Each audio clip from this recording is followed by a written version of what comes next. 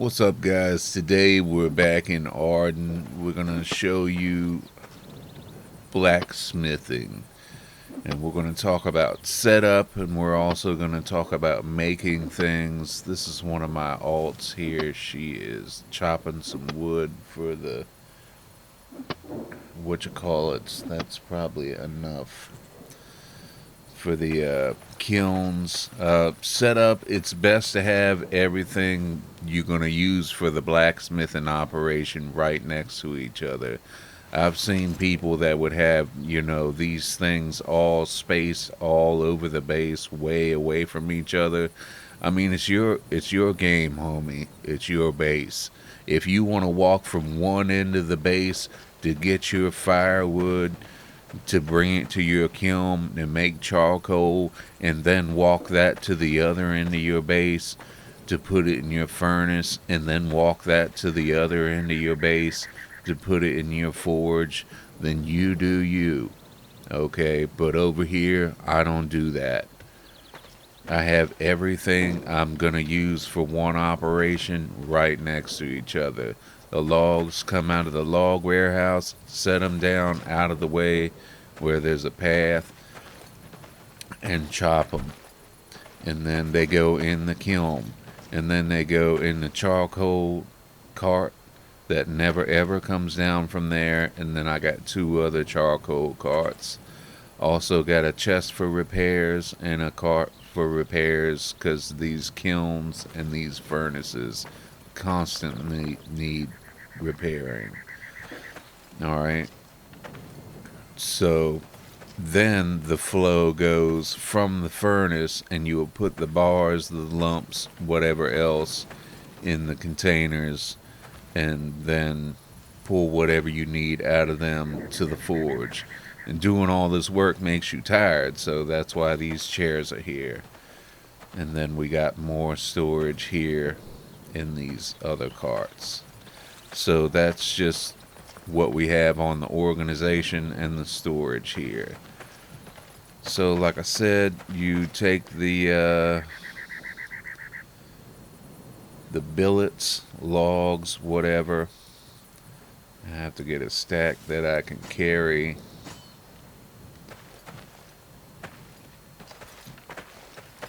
You put them in the kiln, and the kiln is the only place you can make them, whether you have a billows or whatever. It's best to have charcoal in your kiln to burn, to turn the hardwood billets into charcoal. Alright, don't put softwood in the kiln, and don't do nothing but waste it.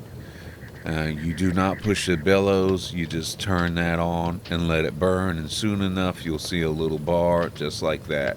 When that little red bar gets all the way across, this button here will light up just like this one.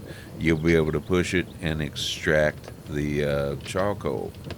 But for now, we're going to fill these up. They hold from about 28 in each one, more or less. And if you don't have an alt to chop your wood, when you get this one started, then you go and start chopping again. By the time you get this one full, you'll be ready to pull the charcoal out of the first kiln. Okay, that's still going.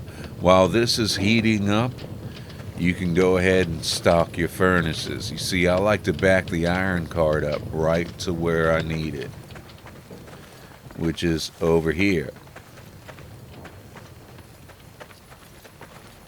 so that I can just peek in between these two kilns and access the iron cart like that.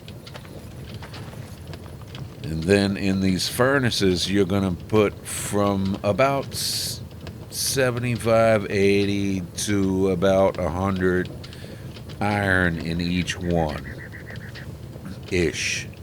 Okay, don't try to get exact or you'll be wasting time.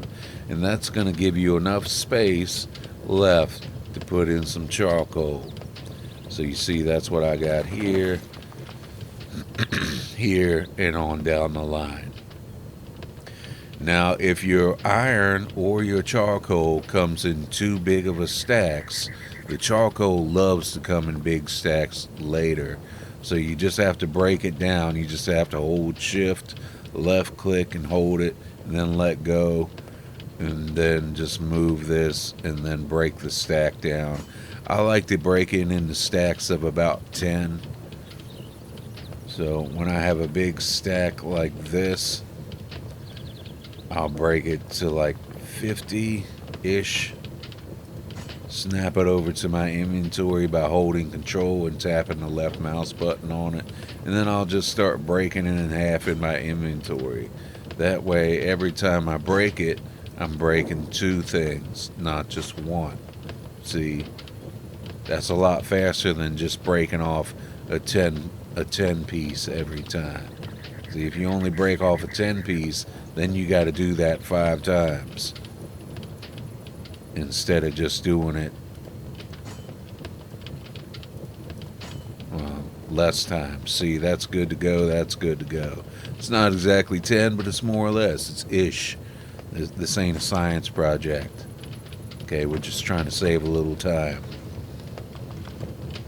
Now the kiln is done. I'm going to press pull out. Charcoal. Don't worry about that. Select. Mass produce. And you will go like this. Okay. Let me get my alt over there, and she can do. I run an alt on a spare laptop I have just to do things like that, because I don't need to stand there and watch a screen. If that's something you have access to, you can do that. If not, you can stand there and watch it. It's okay, so that's all there is to the kilns and loading the furnace. Now to get the furnace going, let me take care of this because we don't need that. Every time you take a piece of charcoal out of this kiln, it breaks a little bit. You press right click and then choose inspect.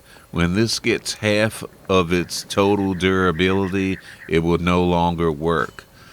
When that happens, let's see, not that.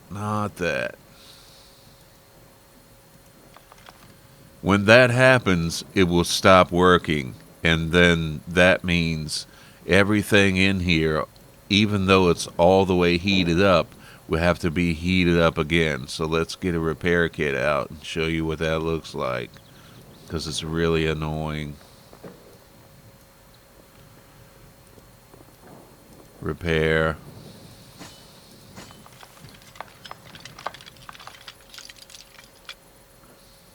Okay, you can see here it repaired to over half. You can see the numbers. You don't need me to read them to you.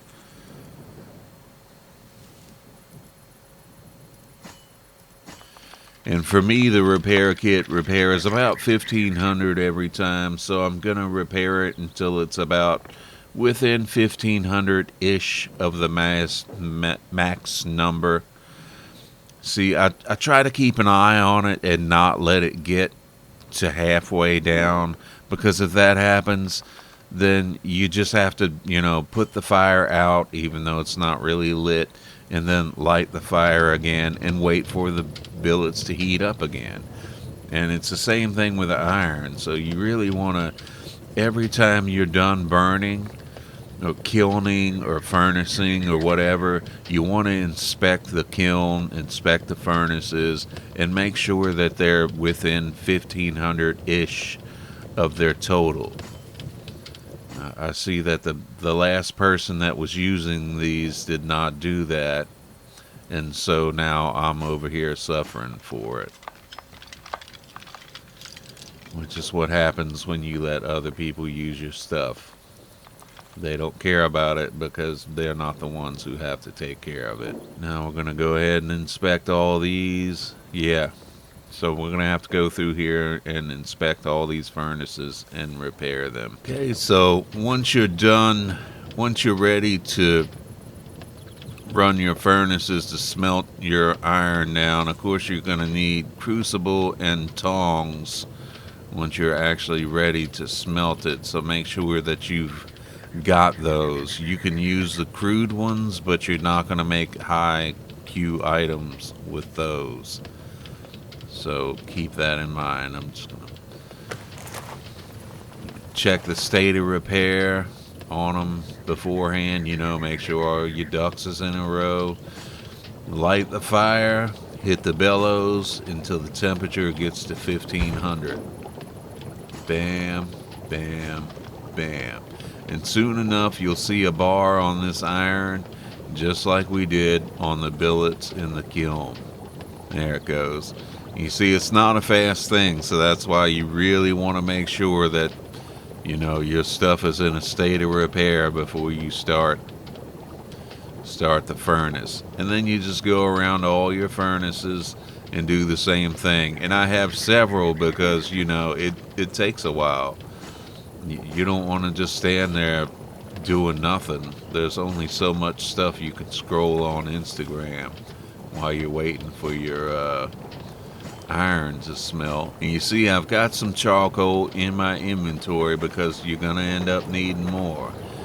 And what I'll do is I'll just sit here and stare into the first one if my alt is not available to stare into the first one.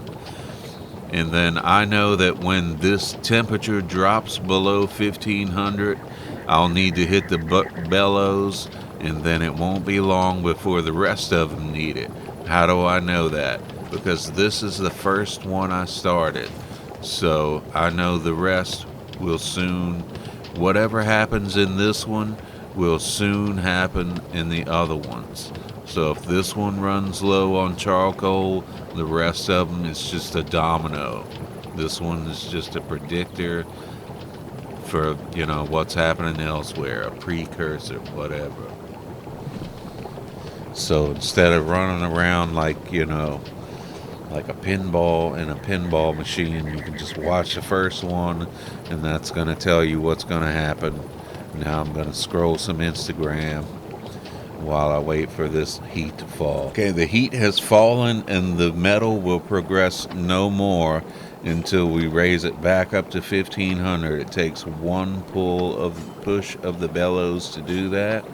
I'm going to restock this charcoal because if the fire goes out, then we have to heat it all over again. So I'm just going to make sure I feel nice and snug about how much charcoal is in that furnace. Then I'm going to go on around, see if the next one needs it too, and give it some more. It's still got 13, but I'm going to give it one more. And so on and so forth. I like to always have a few extra pieces of charcoal in my inventory just in case I get to a furnace and I see the fire is about to go out. You know, just so I can do something about it if that's what's about to happen. So now I could go and do something else real quick, or I could just wait because you see the bar is just about done, so it's just about ready.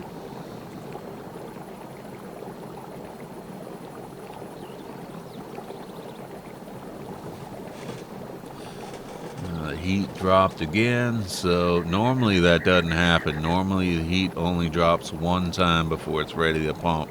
Now it's ready to pump. Alright, and that should mean the rest of them are too. No, it soon will be. Now, like, if the heat drops after it's ready to smelt, then it doesn't matter. You don't need to go around heating it back up with the bellows after that. You can just let the fire die all the way down here. For some reason, the iron will stay hot enough. So keep in mind, the more you use this and the hotter you keep the fire, the more charcoal you use. So we're gonna go smelt. We've got the what do you call it? The crucible and tongs equipped on the hot bar, and we're gonna push smelt. Now, when you first start, you're only gonna be able to do lumps. Most things in the beginning just need iron bars, which when you go to make tools, they call them common iron bars, but they only call them iron bars here. Why? I don't know. because they like making people upset, I guess. But this is what we need, so this is what we're gonna make. Select, mass produce, and this is the thing that damages the furnace, is smelting things. So just keep that in mind. Lumps, you get a lot more lumps per 100 clump of iron than you do out of anything else. So that means they hurt the furnace a lot more. If you're making the ingots, they hurt it a lot less because, you know, you get a lot less ingots per 100 lump. Basically, I'm trying to tell you they make the furnace work more. And now that they are all out, I could get lumps out of that if I wanted to get the last little bit, which I will.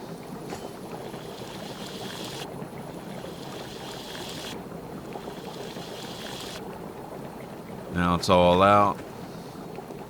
I'll go ahead and reload it.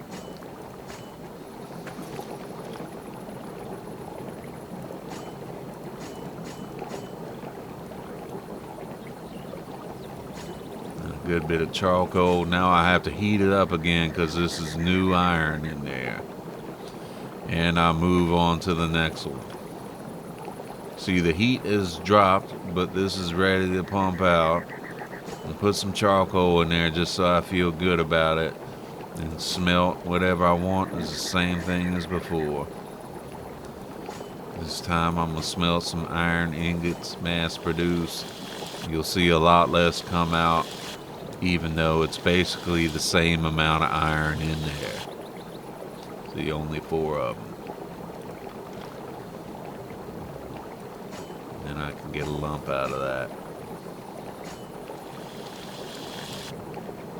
I don't think I had any more iron left. Nope.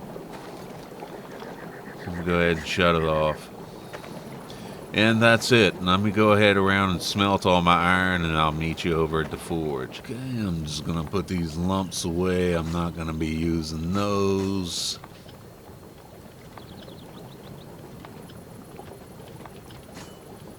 Not going to be using these ingots. To use the forge, something real important to understand here, guys, is the Q system. You see how it says Q39 or Q38? I can't really read it on my little editing screen right here. But anyway, that means if you put Q100 iron in this forge, it will still, whatever tool you make here, will only come out as Q39 tool, which is not a good tool, something you will be fixing pretty often. Alright, so that is definitely something to keep in mind. Iron, when you take it out of the world, it does not get replaced. It is gone forever. Alright, so when you're making your iron crafting stuff, your furnaces, your kilns, all that stuff, I mean, you make what you can make at first, and then you try to get the best stuff you can, or else you're going to be kicking yourself in all the time, because your tools are going to require constant iron and parts to repair. You're going to require constant repair kits to repair your forge, your kiln, your furnaces, all that stuff. It's just so much more work if you don't have high Q items. So it's worth it to put in what seems like more work up front, but it's actually less work because it is constant nonsense if you have low Q like forges. They're just constant work, and they produce items, tools, weapons that require constant work. You don't want them. You have to put up with them at first, but man, don't. There's a lot of people in the game, new players who don't subscribe to the whole idea of the queue system. It's important. To be fair, I didn't either until I found myself at that table to the right with the crate on top of it. That's a repair table where you repair tools and equipment. I found myself spending a lot of time there. So then I became a subscriber to the whole queue system very quickly after spending so much time there over and over again. Just manage the forge here, right click on it, light the fire. You don't have to hit the bellows. I don't even know why it has a bellows. Right click it again. You can smelt things here, but you don't want to do that. And then forge, metal tools, weapons, armor parts. Of course, you're probably going to want to do tools because you're watching this, so that means you just started. Starting out, you're going to want to do nails or packs of nails. I recommend you wait until you have enough for packs of nails, unless you just want to sit here and scroll on Instagram.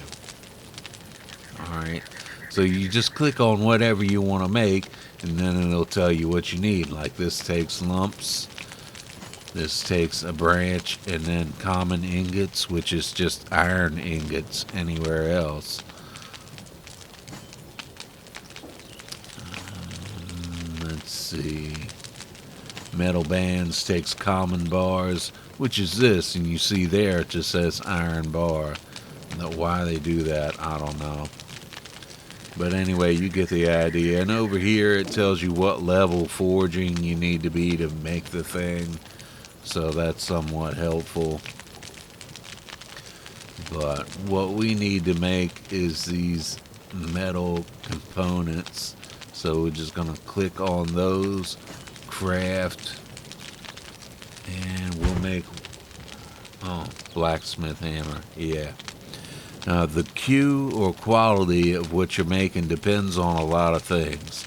Depends on the Q of your forge, depends on your skill, and also depends on the Q of your blacksmith hammer. Let's see, that's 60 and that's 80.